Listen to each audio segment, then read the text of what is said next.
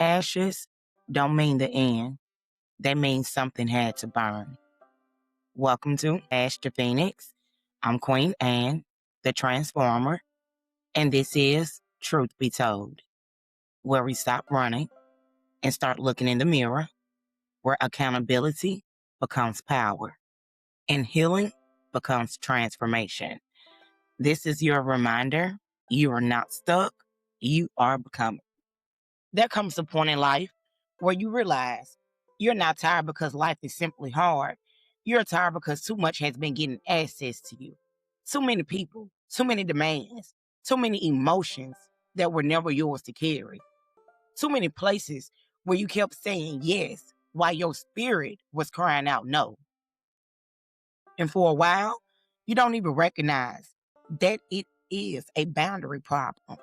You call it stress, you call it pressure, you call it just having a lot going on. You call it being needed. You call it being strong. You call it being loving. You call it sacrifice. But truth be told, a lot of people are not exhausted because they are doing too much great work. They are exhausted because there are no clear lines between where they end and where everybody else began. And this is what boundaries are. Boundaries are not walls. They are not punishment. They are not rejection. They are not proof that you are selfish, cold, distant, difficult, or hard to love. Boundaries are the lines that protect your peace, your energy, your values, your body, your time, your mind, your purpose, and your relationship with yourself. A boundary is the place where you say, this is what I can carry. This is what I will no longer carry. This is what honors me. This is what harms me. This is where access stops.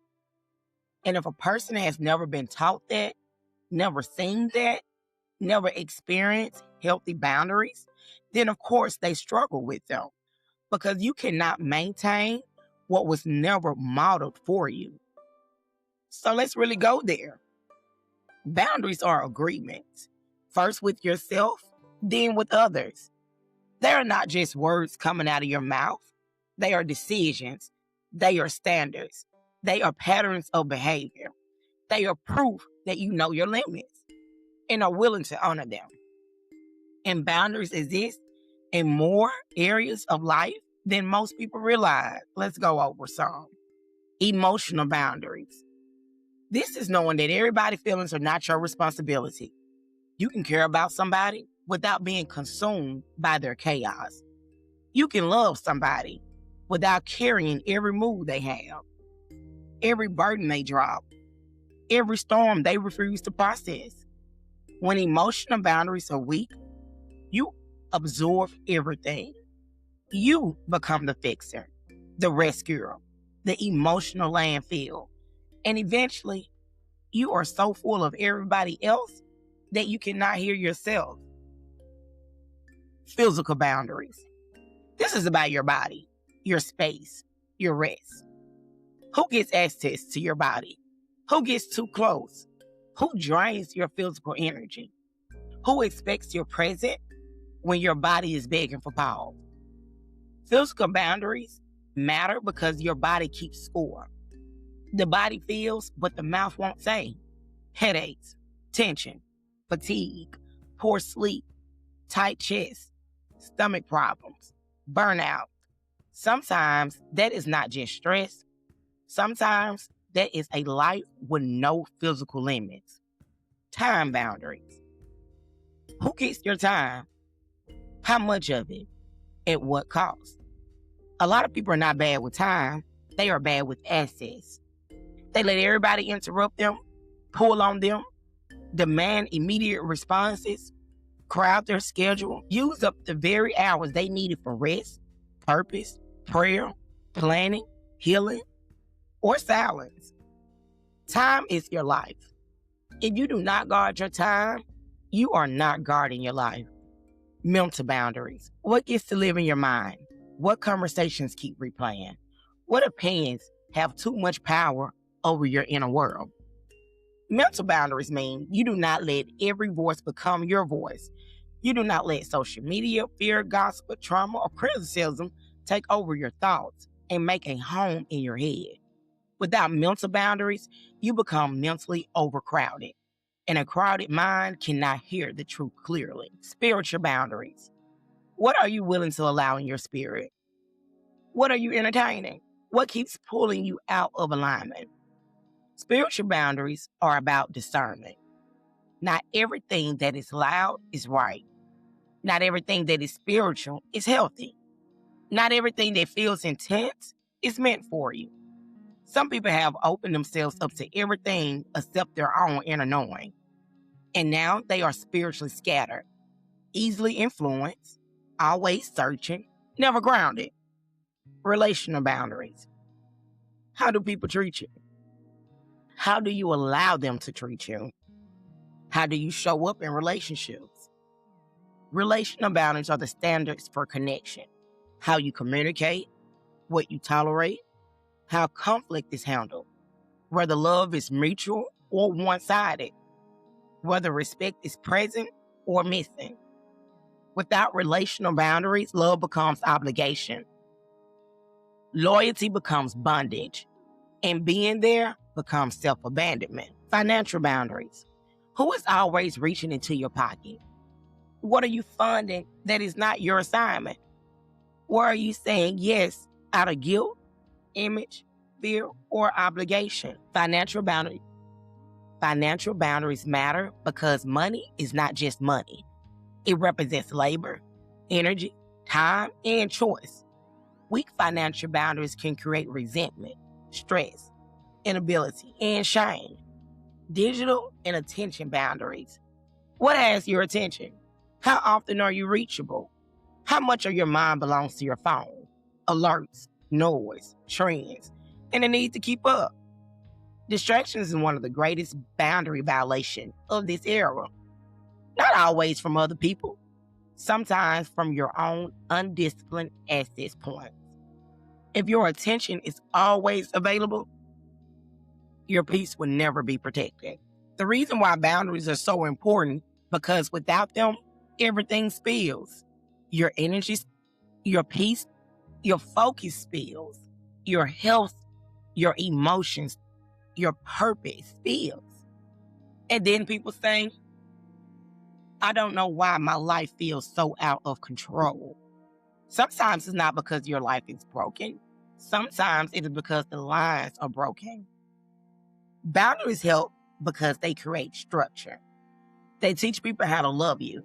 They teach you how to love you. They keep resentment from growing where honesty should have lived. They make relationships clearer. They make decisions clearer. They make your yes more honest because your no finally has weight. But boundaries can also appear to hinder you if you are not mature with them. A boundary used from wisdom protects. A boundary used from fear isolates. A boundary used from healing clarifies. A boundary used from woundedness can punish. That is why not every boundary is healthy. Some people are not setting boundaries. They are weaponizing distance. They are shutting down, stonewalling, ghosting, avoiding communication, hiding behind, protecting my peace. When reality, they are protecting their avoidance. So yes, boundaries help, but they help only when they are rooted in truth, clarity, and self-respect, not bitterness, ego, or control. Because a weak boundary in one area rarely stays in one area. If you cannot say no emotionally, it will eventually affect your time. If you cannot protect your time, it will affect your work and your purpose. If you cannot protect your peace in relationships, it will affect your body. If you cannot guard your mind, it will affect your spirit. If you are always overextended financially, it will affect your home and your self-worth and cause stress. A boundary problem spreads. That is why one unchecked pattern can become a lifetime full of imbalance. And yes, it can either become a health issue. When you live too long in overgiving, over-explaining, people-pleasing, fear, emotional suppression, and constant access, the body eventually starts speaking. The jaws tighten, the chest stays heavy, the shoulders ache, the stomach churns, sleep get disturbed, energy drop, blood pressure rises. The nervous system gets overworked because the body was not designed to hold a life with no sacred lines. So now this is where we really get to the root. Because people do not just usually wake up one morning and decide, I want a life with no boundaries. No, it starts earlier, deeper. Sometimes in childhood, culture, religion, family systems, and community. It can come from homes where your needs were not respected, where children are to be seen and not heard. Saying no felt dangerous, where obedience mattered more than emotional truth, where rest was called laziness, where speaking up meant disrespect, where your body, your emotions, your voice, your preference had no protected space. It can come from history, especially in Black families and Black communities. There's a long legacy of surviving under pressure, a legacy of being taught to be strong, to endure, adapt, hold it together, keep going, make a way out of no way. That strength is sacred. But sometimes survival strategies become our everyday identities. And now the same strength that kept generations alive can turn into overfunctioning, emotional suppression, overgiving, hyper-independence, and feeling guilty for needing softness. Watching our mama hold it together, watching our grandmama never stop, watching people love through service, sacrifice, labor, and endurance. That teaches something. It teaches love means carrying the weight even when it's heavy. Work means usefulness. Rest is earned. Pain is normal. Boundaries are a luxury. And then religion can reinforce it if it is misunderstood. Be patient, endure, turn the other cheek, submit, serve, sacrifice, pray harder, stay longer, carry your cross. Now, there is wisdom in faith, deep wisdom. But when faith is stripped of discernment, self-respect, and spiritual maturity, people can use religion to keep themselves in suffering that was never holy. Some people have been calling self-abandonment humility, calling silence peace, calling fear obedience.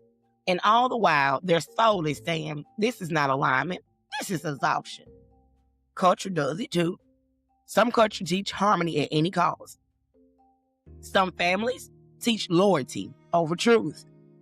Some social circles reward being available, useful, and self-sacrificing. Some environments treat boundaries as attitude, disrespect, pride, selfishness, or rebellion. So now the person with the new boundary looks like the problem because they stop playing the old role. Let's talk about what sacrifice really is. Because sacrifice is real, necessary even. Every meaningful life asks something of you. Love requires sacrifice. Parenting requires sacrifice. Growth requires sacrifice. Purpose requires sacrifice. But healthy sacrifice has direction. It has meaning.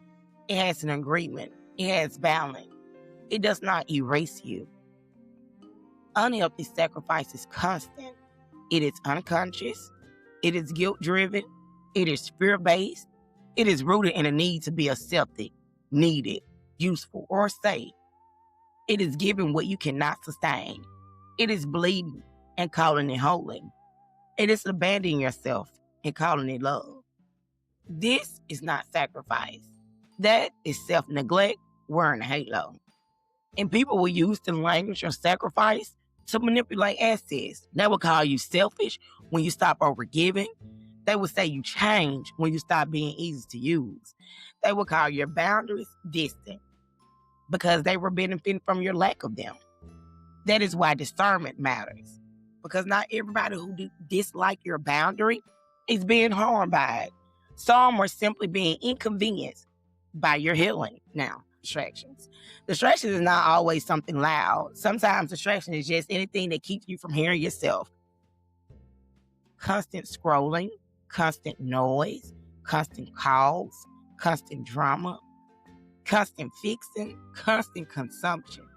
Distraction knocks a person off the pedals of self-trust because it keeps them externally focused, always reacting, always responding, always consuming, never sitting, never listening, never checking in, never hearing the deeper voice beneath the noise. And when a person is distracted long enough, they confuse stimulation for clarity. They think movement means progress. They think being busy means purpose. They think attention means value. They think being needed means being loved. But distractions can make a person unavailable to themselves. And that is dangerous. Because if you're unavailable to yourself, then anything louder than your inner knowing can start leading your life. That is how people lose their footing. That is how they start living from pressure instead of principle, reaction instead of reflection, chaos instead of choice. So healing begins when you stop treating yourself like public property. When you understand that your energy is sacred, your peace is sacred, your mind, body, and spirit is sacred, your time is sacred. Healing begins when you stop asking, why are people asking so much of me? And start asking, why have I made it so easy to access me at the expense of myself? That is not to blame. That is awakening. Then you begin to rebuild. You start with honesty. Where am I leaking my energy? Where do I feel resentment? Where do I say yes and regret it? Where do I feel heavy after interactions? Where am I tired because I am over-involved in what is not mine? Where have I confused love with access? Where have I confused service with self-sacrificing? Then you move into practice. You pause before answering. You stop over-explaining your no. You let your silence do some of the talking. You stop volunteering yourself for every rescue mission. You create room in your day where nobody can reach you. You stop letting guilt make decisions for you. You begin to ask your body what it feels. You begin to ask your spirit what is aligned. You begin to ask your mind what beliefs need to be challenged. And yes, it may feel uncomfortable because a new boundary will often disturb an old system. People who were comfortable with your exhaustion may not celebrate your rest. People who love your over-availability may not applaud your self-respect. People who benefit from your confusion may not like your clarity. That does not mean the boundary is wrong. It may mean the boundary is working. So let's bring it home. The mirror showed you yourself. Your voice taught you to trust yourself. And boundaries teach you how to protect what you know. That is the connection. If you can look in the mirror and be honest about who you're being, if you can hear your own voice and learn to trust your intuition, then boundaries become the lifestyle that honor both truths. Because once you know yourself, you cannot keep giving everybody access to a version of you that no longer exists. Once you know your worth, you cannot keep negotiating your peace. Once you know what aligns with your soul, you cannot keep calling misalignment normal. And once you know your own power, you stop treating yourself like something everyone else gets to manage. That is transformation. Not just insight, not just emotion, not just having the language. Transformation is when what you now know changes how you live, how you answer, how you rest, how you love, how you give, how you choose, how you protect, how you walk away, how you stay, how you speak, how you stop portraying yourself for comfort, approval, or fear. And this is not about becoming hard. It's about becoming clear. Not closed, clear. Not selfish, self-honoring. Not unreachable, intentional. Not unloving, aligned. So if your body has been tired, your spirit has been crowded, your mind has been noisy, your life has felt heavy, Your relationships have felt draining. Your purpose has felt delayed. Ask yourself, where are the lines broken? Where have I been over-available? Where have I been overgiving? Where have I been over-explaining? Where have I been overstepping my own limits? Where have I made sacrifice a personality? Where have I let distraction disconnect me from myself? And then from that place of truth, again, one boundary, one decision, one conversation, one pause, one note, one honest moment at a time. Because truth be told, boundaries are not what keep love out. They are what keep you from losing yourself inside of it. And when you finally understand that, you don't just protect your peace, you begin to reclaim it. It's all about you.